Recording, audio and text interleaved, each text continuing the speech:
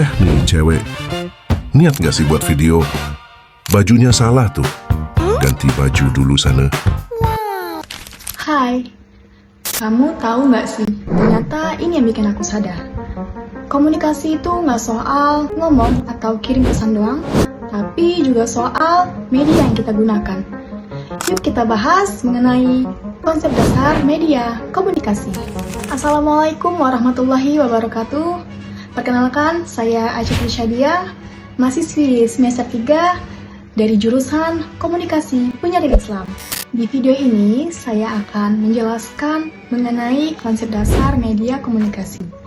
Mulai dari makna katanya, jenis-jenisnya, sampai bagaimana media komunikasi dapat berkembang dan mempengaruhi kehidupan manusia.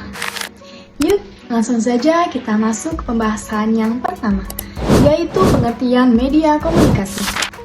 Teman-teman, kata media ini berasal dari bahasa Latin, yaitu medium, yang artinya perantara atau penghubung. Sedangkan kata komunikasi berasal dari kata communicare, yang artinya membagi atau berpartisipasi dalam makna yang sama.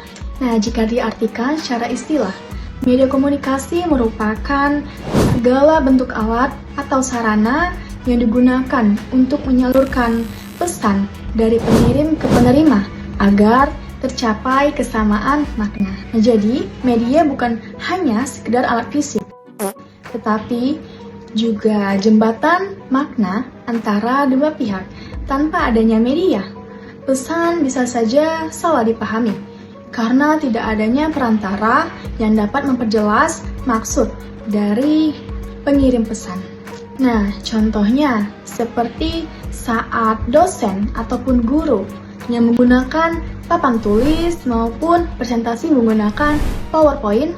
Nah, ini merupakan salah satu bentuk media komunikasi karena dapat membantu mahasiswa maupun murid memahami pesan dengan lebih jelas. Nah teman-teman, kita sudah memahami pembahasan yang pertama mengenai pengertian media komunikasi. Selanjutnya kita akan masuk ke pembahasan yang kedua, yaitu mengenai ruang lingkup media komunikasi. Ruang lingkup berarti cakupan atau batasan topik yang dibahas oleh media komunikasi. Artinya, pada bagian ini kita akan membicarakan tentang bentuk, fungsi, dan arah komunikasi yang difasilitasi oleh media. Baik, langsung saja kita bahas pada pembagian yang pertama, yaitu berdasarkan bentuknya. Nah, pada bagian ini terbagi lagi menjadi 3 bagian, yaitu yang pertama media tradisional, yang kedua media massa, yang ketiga media digital. Nah, di sini saya akan menjelaskan satu persatu. Nah, yang pertama itu mulai dari media tradisional. Media ini adalah bentuk komunikasi lama yang digunakan sebelum adanya teknologi modern. Sarana komunikasi yang berbasis budaya dan kebiasaan masyarakat lokal. Contohnya itu seperti kentongan, beduk, papan pengumuman, dan surat.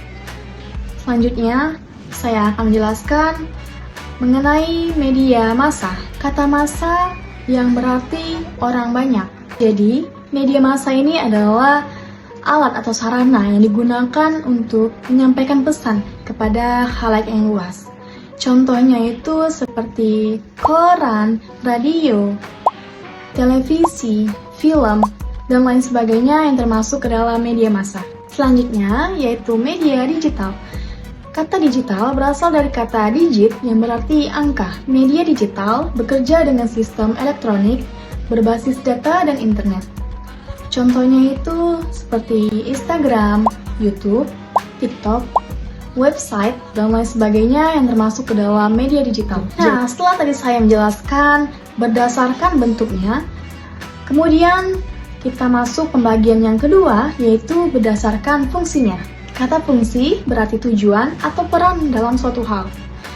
Tapi dalam konteks ini, media komunikasi mempunyai 5 fungsi utama, yaitu yang pertama, informasi. Informasi ini bertujuan untuk memberikan berita atau pengetahuan baru kepada masyarakat. Yang kedua, yaitu edukasi. Edukasi berperan dalam pembelajaran dan pendidikan. Contohnya itu, kita bisa melihat video pembelajaran atau video edukasi dari internet seperti aplikasi YouTube dan e-learning, atau disebut juga dengan pembelajaran elektronik. Yang ketiga, yaitu hiburan. Ini bertujuan untuk menghibur dan menyegarkan pikiran kita, misalnya melalui musik dan film.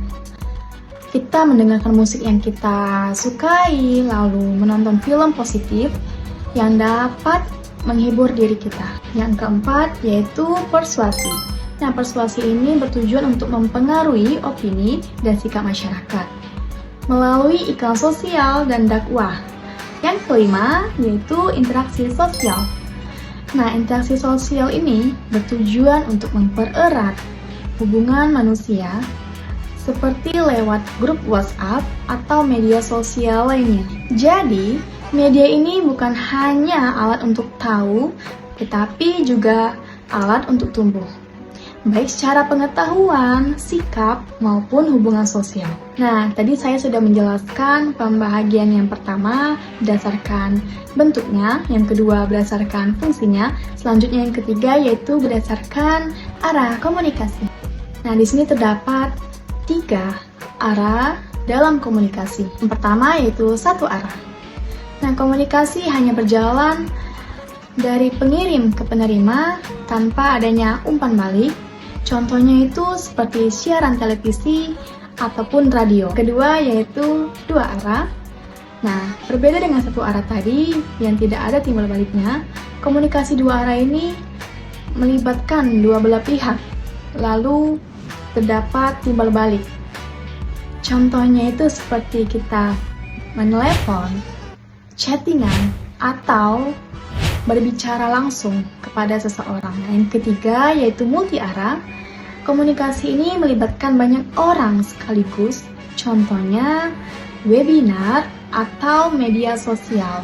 Jadi, perkembangan teknologi menjadikan komunikasi semakin partisipatif, di mana setiap orang bisa saja menjadi pengirim atau penerima pesan sekaligus. Nah, tadi saya sudah menjelaskan pembahasan yang kedua mengenai ruang lingkup media komunikasi, yang mencakup berdasarkan bentuknya, berdasarkan fungsinya, serta berdasarkan arah komunikasi. Selanjutnya, saya akan menjelaskan pembahasan yang terakhir atau pembahasan yang ketiga, yaitu sejarah perkembangan media komunikasi. Media komunikasi berkembang mengikuti cara manusia hidup dari masa ke masa, mulai dari zaman prasejarah. Pada zaman ini, manusia menggunakan gambar di dinding gua, simbol, lalu isyarat tubuh untuk menyampaikan pesan. Setelah zaman prasejarah, muncullah zaman tulisan. Pada zaman tulisan, muncul yang namanya piktogram. Nah, piktogram ini apa sih? Piktogram ini merupakan alat komunikasi untuk menyampaikan informasi secara visual sebelum adanya sistem tulisan. Hingga pada saat ini, pada zaman sekarang ini, piktogram masih banyak kita jumpai dan masih banyak digunakan dalam kehidupan sehari-hari. Selain munculnya piktogram tadi, ada juga hieroglif. Apa itu hieroglif? Hieroglif adalah penulisan kuno yang menggunakan gambar sebagai simbol untuk mewakili kata atau bunyi. Nah, setelah munculnya piktogram, hieroglif, muncul juga yang namanya tulisan paku. Nah, ketiga hal ini muncul pada zaman tulisan yang memungkinkan pesan dapat disimpan lebih lama.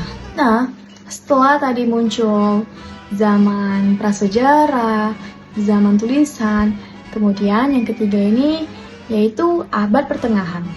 Nah, pada abad ini, pada zaman ini, ditemukannya media cetak oleh Gutenberg yang dapat mempercepat penyebaran ilmu pengetahuan. Selanjutnya, yang keempat yaitu muncullah abad ke-20.